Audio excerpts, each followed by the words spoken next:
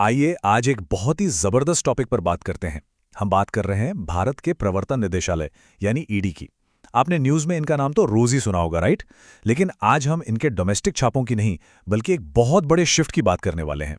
कैसे ईडी अब सिर्फ देश के अंदर ही नहीं, बल्कि ग्लोबल लेवल पर एंटी मनी लॉन्ड्रिंग का लीडर बन रहा है।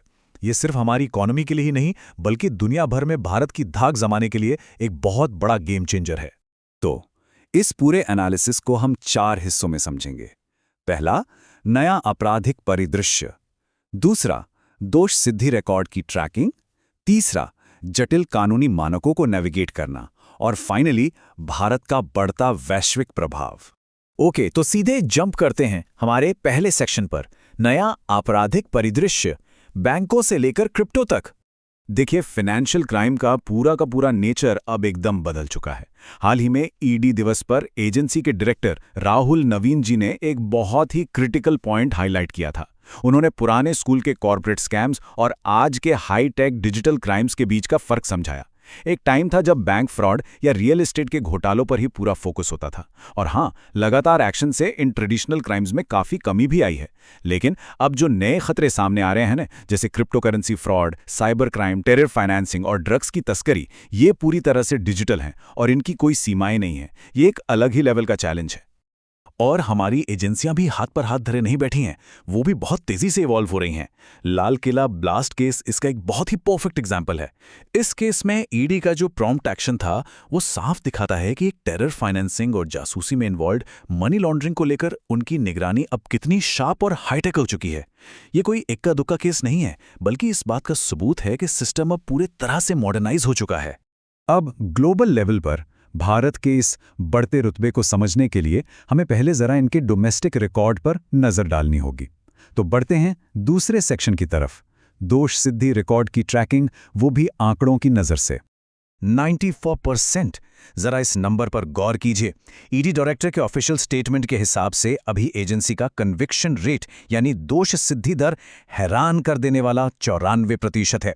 सिंपल वर्ड्स में कहें तो जिन भी मामलों में ईडी कोर्ट में मुकदमा चलाती है, उनमें से लगभग 94% में आरोपी को सक्सेसफुली सजा मिल रही है।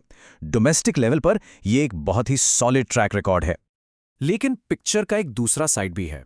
2400। जी हाँ, ये नंबर है उन केसेस का जो अभी भी ट्रायल कोर्ट्स के सामने पेंडिंग है। ये बैकलॉग सच में बहुत बड़ा है और इससे साफ पता चलता है कि हमारी एजेंसीज और जुडिशरी दोनों पर काम का कितना भयंकर प्रेशर है। तो एक तरफ 94% की सक्सेस रेट है और दूसरी तरफ 2400 पेंडिंग केसेस। लेकिन इन सब के बीच एजेंसी का जो अल्टीमेट गोल है वो एकदम क्लियर है, अपराध की आय की जब्ती, मतलब इल्लीगल तरीके से कमाई गई संपत्ति को जब्त करना। एजेंसी को पूरा कॉन्फिडेंस है कि ये जो पेंडिंग केसेस है ना, इनमें से ज्यादातर का एंड रिजल्ट भी यही होगा, अपराधियों को सजा मिलेगी और उनकी प्रॉपर्टी सीज होगी। चलिए अब तीसरे सेक्शन पर आते हैं, जटिल कानूनी मानकों को नेविगेट करना। क्योंकि जाहिर सी बात है, इतने बड़े गोल्स अचीव करना कोई बच्चों का खेल तो है नहीं। अदालतों में बड़ी बड़ी कानूनी लड़ाइयां चल रही हैं। और कोर्ट्स में जो सबसे बड़ा सवाल खड़ा हो रहा है वो ये है, क्या मनी लॉन्ड्रिंग के ट्रायल्स को बीच में ही रोक देना चाहिए? ये एक बहुत ही ट्रिकी लीगल डिबेट है। बहस इस बात पर है कि क्या मनी लॉन्ड्रिंग का केस तब तक होल्ड पर रखना चाहिए जब तक कि वो मेन क्राइम, मतलब जिससे वो इल्लीगल पैसा बना है, उसका ट्रायल खत्म ना हो जाए, या फिर मनी लॉन्ड्रिंग के केस को एक स्टैंड अलोन यानी स्वतंत्र आधार पर बिना किसी वेट के आगे बढ़ाते रहना चाहिए। अब यहाँ पर इंटरनेशनल स्टैंडर्ड्स बहुत काम आते हैं। फाइनेंशियल एक्शन टास्क फोर्स यानी FATF के जो दिशा निर्देश हैं, वो एकदम क्लियर कट कहते हैं कि मनी लॉन्ड्रिंग के ट्रायल्स स्टैंड अलोन बेसिस पर कंटिन्यू रह सकते हैं। उन्हें उस ओरिजिनल क्राइम के फैसले का इंतजार करने की कोई जरूरत नहीं है। और ये जो लीगल क्लैरिटी है ना, ये हमारी एजेंसीज को इंटरनेशनल स्टैंडर्ड्स के हिसाब से बिना रुके अपना काम करने का एक बहुत ही स्ट्रांग बेस प्रोवाइड करती है। अब डोमेस्टिक कोर्ट्स और लीगल बैटल से थोड़ा बाहर निकलते हैं और अपने मेन फोकस की तरफ आते हैं। हमारा चौथा और आखिरी सेक्शन, भारत का बढ़ता वैश्विक प्रभाव। हम देखेंगे कि कैसे भारत अपनी इन लोकल सक्सेस स्टोरीज को एक बहुत बड़े जियोपॉलिटिकल इन्फ्लुएंस में बदल रहा है। आने वाले कुछ सालों का रोड मैप जरा देखिए। 2026 में भारत ARN-AP की एनुअल जनरल मीटिंग होस्ट करेगा और ब्रिक्स का फोकल पॉइंट भी बनेगा। और फिर 2028 में ग्लोब ब्लिनरी को होस्ट करेगा। ये कोई छोटे मोटे इवेंट्स नहीं हैं, ये भारत के ग्लोबल लीडरशिप की तरफ बढ़ते बहुत ही बड़े और इंप्रेसिव माइलस्टोन्स हैं। आइए इन ग्लोबल रोल्स को थोड़ा डिकोड करते हैं।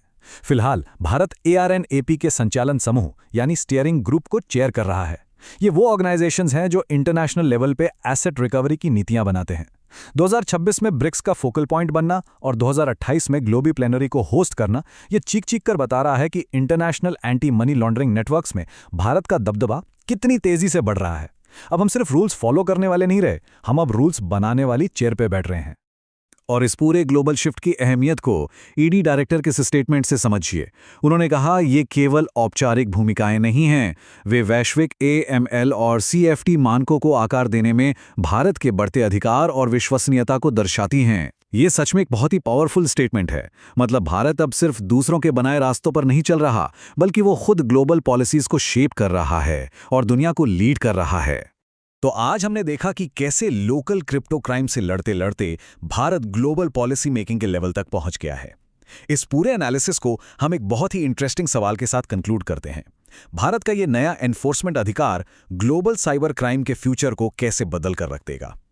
जैसे जैसे भारत की एक ग्लोबल पावर बढ़ रही है, ये देखना लिटरली बहुत थ्रिलिंग होने वाला है कि दुनिया भर के इन हाईटेक फाइनेंशियल क्रिमिनल्स पर इसका क्या इंपैक्ट पड़ता है।